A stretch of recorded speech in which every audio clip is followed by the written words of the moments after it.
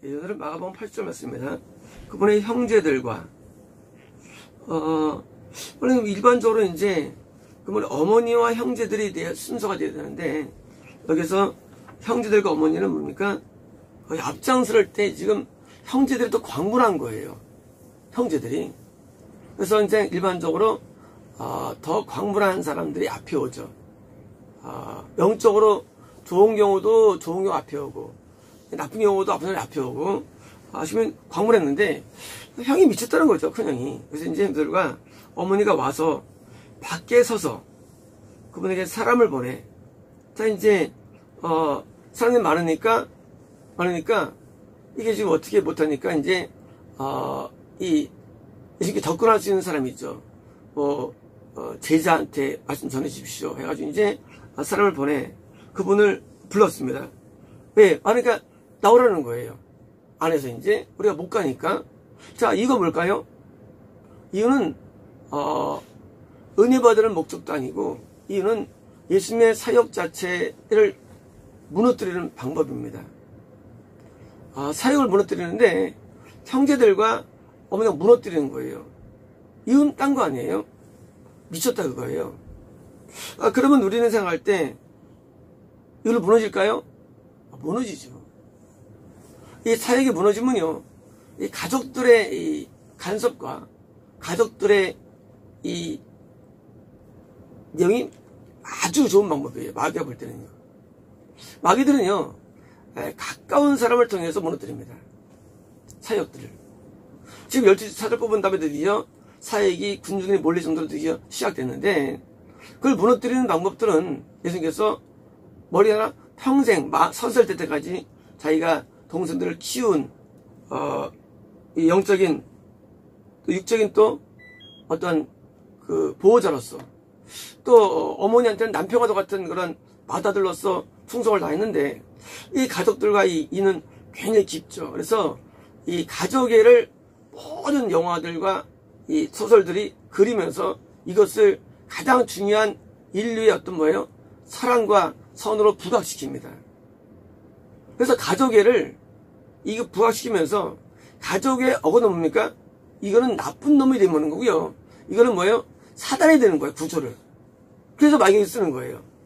이 모든 이 사상은요, 이 가족애를 부각시켜가지고, 당연하죠.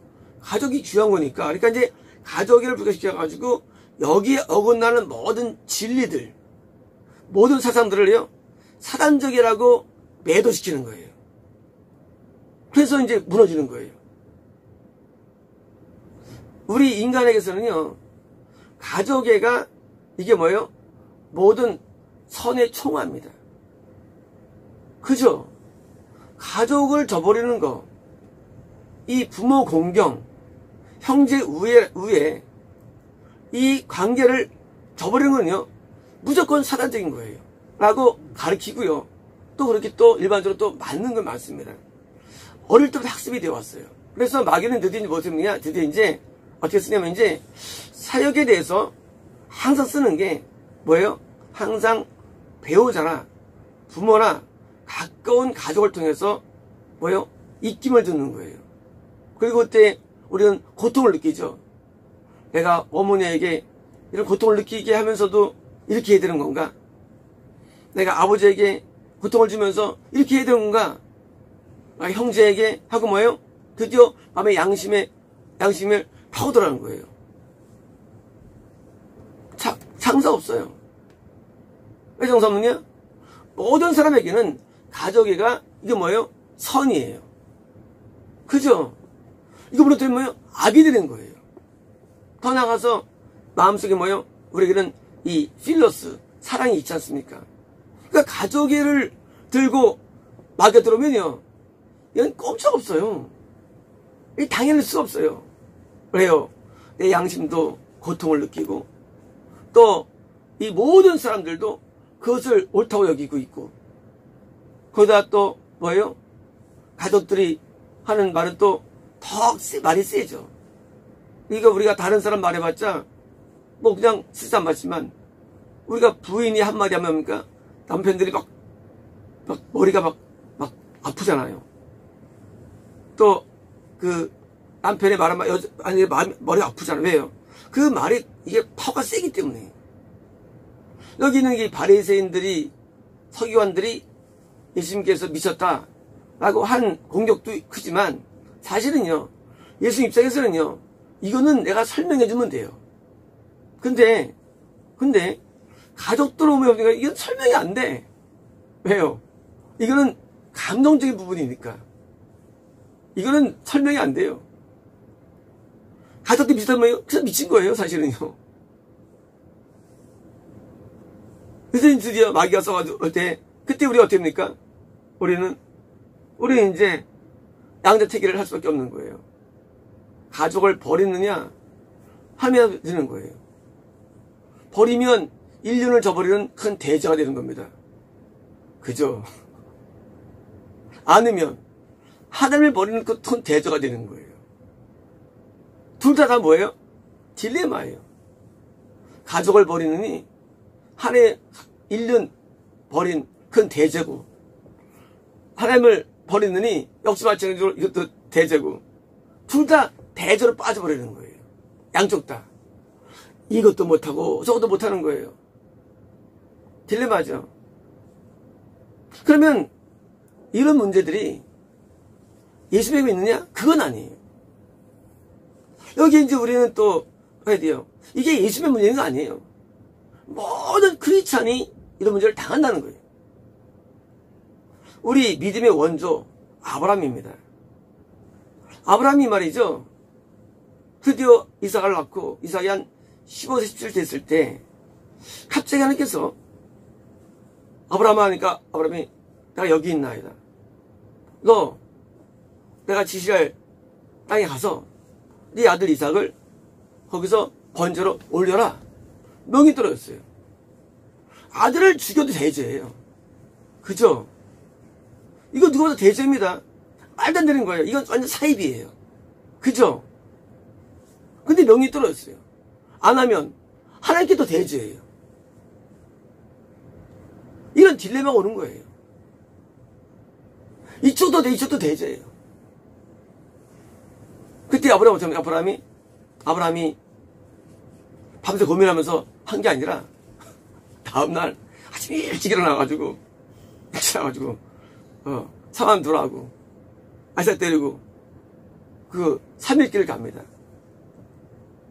예수 십자가에 못 박힌 장소쯤 부근이겠죠. 가가지고 사만들한테 여기 있어 하고 이제 이삭과 같이 올라가는 거예요. 근데 이삭이 볼 때 번제를 어린 양이 없는 거예요. 그러니까 물어보는 거예요. 아버지, 번제 어린 양은 어딨냐? 그러니까 이제 아브라함 말이 함이 준비해 주시오. 그게 아니라는 거예요. 저희가 어제 번역하면서 깜짝 놀랐습니다. 깜짝 놀라요. 저도 물론 이것을 예측했었어요. 어느 정도는. 오늘 몰랐지만 옛날에 몰랐지만은 예측했느냐? 저는 이 여호와 이레를 이 설교를 제가 엄청 많이 한 사람입니다. 아마 12번 더 했을 거예요. 이 설교는. 왜? 이 장면이 기가 막히기 때문에 하루에 준비해 줄 거예요. 근데 그게 아니었어요. 하나님들이 아들을 번제할 어린 양으로 보신다예요. 깜짝 놀랐어요.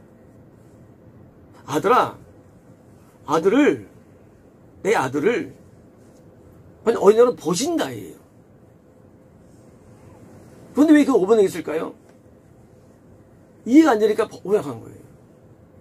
여호와 일에 예비하심이 아니에요.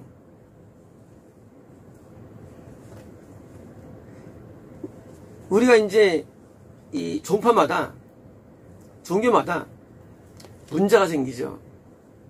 문제의 핵심은요, 사실은요, 딱 세 중에 하나예요. 첫 번째는 잘못된 계시예요. 문제예요. 두 번째는요, 성경의 잘못된 해석이에요. 문제예요. 그러나 진짜 문제가 있는 게 뭐냐면요, 번역의 미스예요. 그런데 이 번역의 미스가 얼마 없다고 생각해 왔어요. 그리고 생각합니다. 모든 사람들이. 그런데 제가 왜 사복음서 번역하면서 내가 눈이 뒤집어졌느냐? 그 당시 개혁 한글이었죠. 개혁 한글 번역이 너무 비싸하는 거예요. 더 나가서 최근에 히브리 번역 들어가죠. 킹 제임스가 옳은 줄 알았는데, 그래서 킹 제임스에 따라서 지금 강의를 하고 있는데, 킹 제임스마저도 창세같이 바른 번역조차도 번역의 미스가 10%를 넘어서 그때보다 한 20%를 육박한 것 같아요. 창세기도. 이런 잠언이라든가 이런 시가서는 말할 것도 없고 앞으로 가면 번역의 미스. 그것이 오늘 잘못된 신앙관으로 만들어진 거예요. 왜요? 모든 신학들은요, 성령을 통해 이루어지기 때문이에요. 근데 그게 거기 미스가 있기 때문에 신학이 이루어지는 거예요. 드디어 이제 아브라함이 드디어 이제 이삭을 결박한 다음에 제단에 올려놓을 겁니까? 칼을 빼어놓고 찌를 따릅니까? 하나님께서 아브라함아 하면 뭡니까? 부르시죠. 그리고 이제 뭐예요? 수양이 덤불에 있는 걸 뿌려가지고 갖다가 드디어 수양을 앞에 번제로 드립니다. 그때 아브라함이 그곳, 그 지역, 그 장소 이름을 여호와 이레라 불렀더라 되어 있습니다. 하나님께서 보신다예요. 뭐처럼 되시냐? 오늘날 사람들이 이 산을 여호와 이레라고 부른 것과 같이 되어 있어요. 근데 번역된 번역이요. 여호와의 산이 진주한다고 번역된 거예요. 얼마나 번역이 잘못됐는지. 킹 제임스가 뭐냐면요, 그 산을 부르기를 해야 되는데 여호와의 산이라고 하기도 하고요, 또는 여기서 산에서 번역하는 거예요. 잘못된 거예요.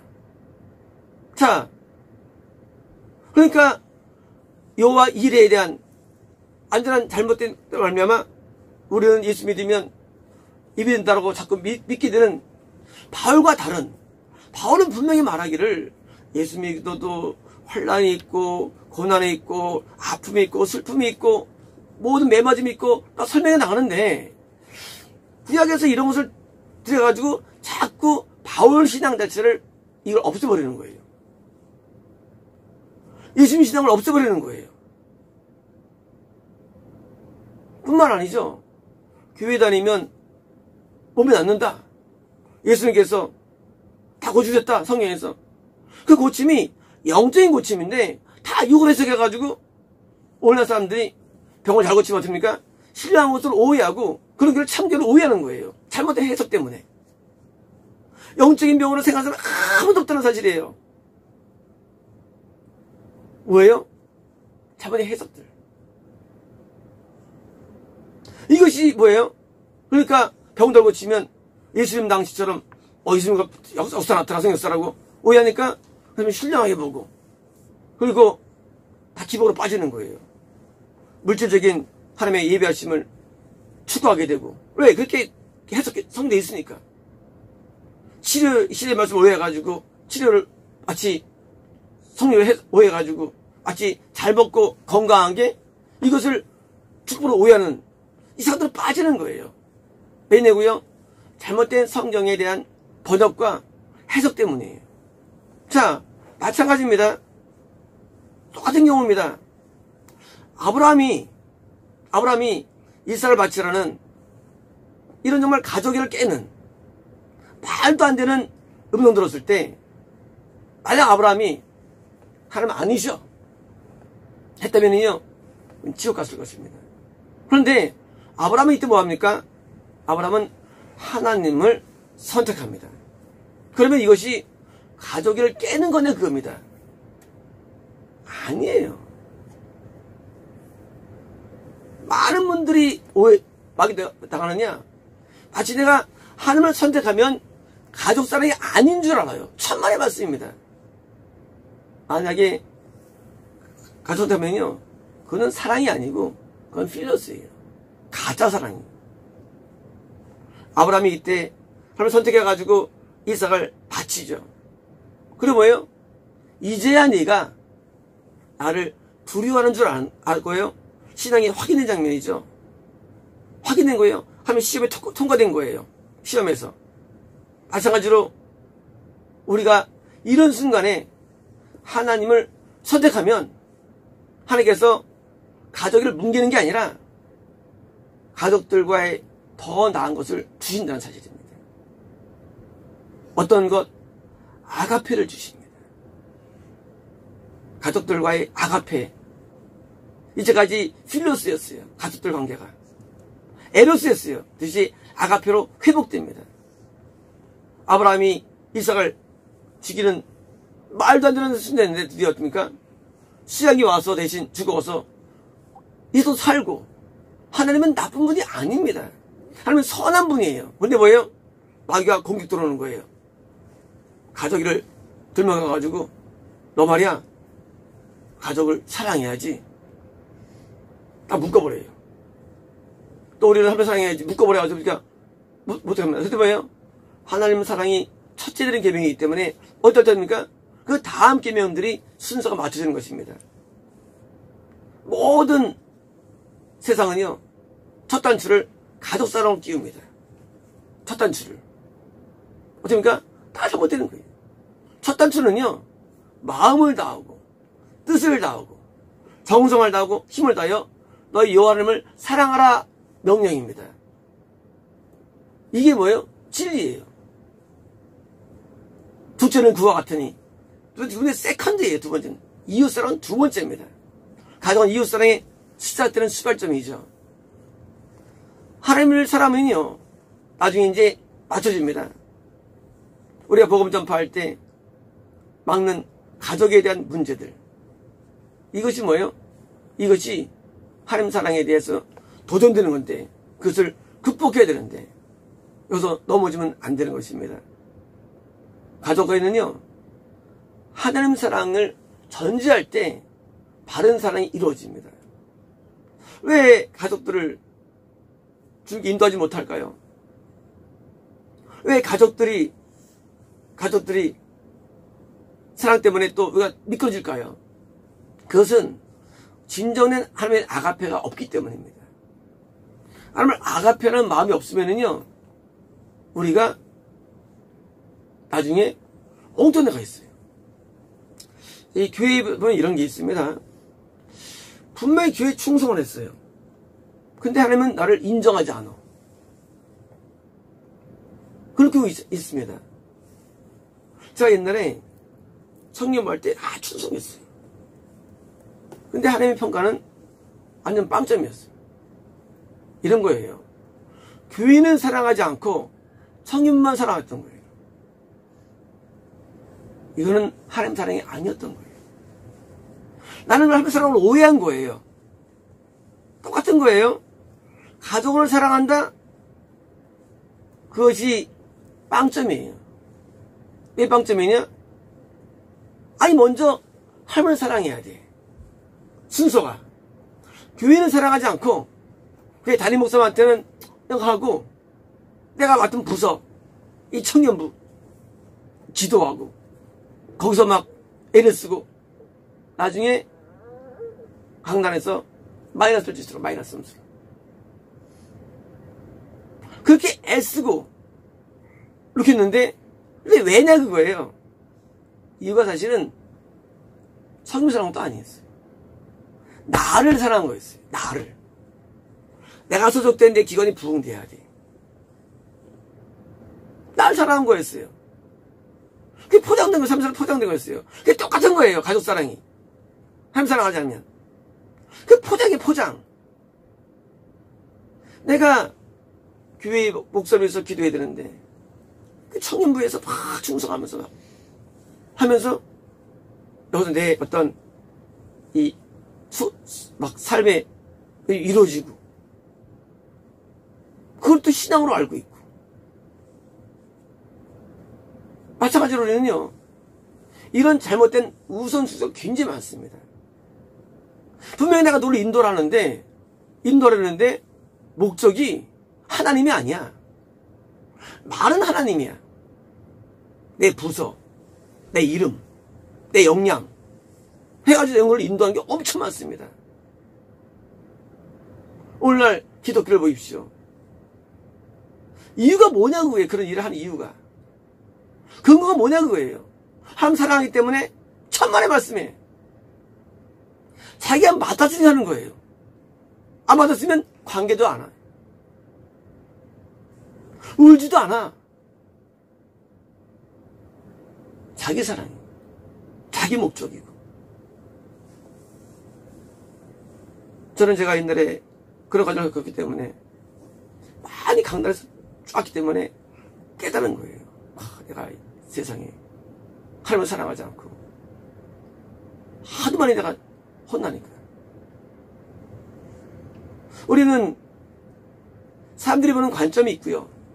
하나님 관점이 있는데 하나님 관점으로 우리는 돌아서야 되는데, 물론 예수님이 이 정도 이걸 다 넉넉히 이기시죠. 우리도 이런 승리가 우리에게 있어야 됩니다. 하나님 우리가 정말 사람에는요, 나 자신의 관련 일들에서 관심이 적어집니다. 그렇게 많이 관심이 없어져요. 하나님의 목적으로 살기 때문에 나 자신의 어떤 그 이익과 손실, 거기 관심이 없어져요. 그리고 자염을 누리게 됩니다. 시발 망해도 되는 거예요. 안 돼도 되는 거예요. 남에게 또 되는 거예요. 내가 나를 버렸는데 뭘 원하는 겁니다. 내가 나 자신에게 버려지는 것, 내가 완전히 무너지는 것, 이것이 출발될 때 우리 진정한 사역길을 갈 수가 있습니다. 내가 하는 게 잘 되는 것. 그러면서 그건 자기 일이에요. 자기 일. 그렇잖아요. 내가 보면 잘 되면 자기 일이죠. 근데 하나님이 잘 되는 것, 이게 하나님의 일입니다. 하나님이 잘 되는 것. 나는 관계하지 않아요. 하나님 잘 되기를 원해요. 나는 망해도 돼요. 나는 끝나도 돼요. 우리는 나 자신의 개인적인 뿌리 깊은 이 자아에서 벗어나서 뭡니까? 이것이 하나님 사랑으로 승화돼가지고 한다면 우리는 이런 모든 시험을 이기고요. 가정을 뚫는 것을 이길 수 있습니다. 드디어 이제 어떻게 됩니까? 드디어 이제 이 시험 다음에 어떻게 됩니까? 나중에 신기하게도요, 가족들이 돌아옵니다. 드디어 이제 형제들과 어머니가 돌아와요. 왜요? 순간적으로 마귀에게 씌어가지고 공격자로 왔었는데, 그래서 이거 이기니까 어떻습니까? 돌아온 것처럼 마찬가지로 우리가 볼 때는 뭔가 엉킨 것 같아도요, 우리가 바르게 신앙하면요, 드디어 이제 쫙 맞춰집니다. 그리고 이제 신앙의 그런 하나님의 나라가 더 왕성한 것으로 해피엔드로 끝나는 것입니다. 마치겠습니다.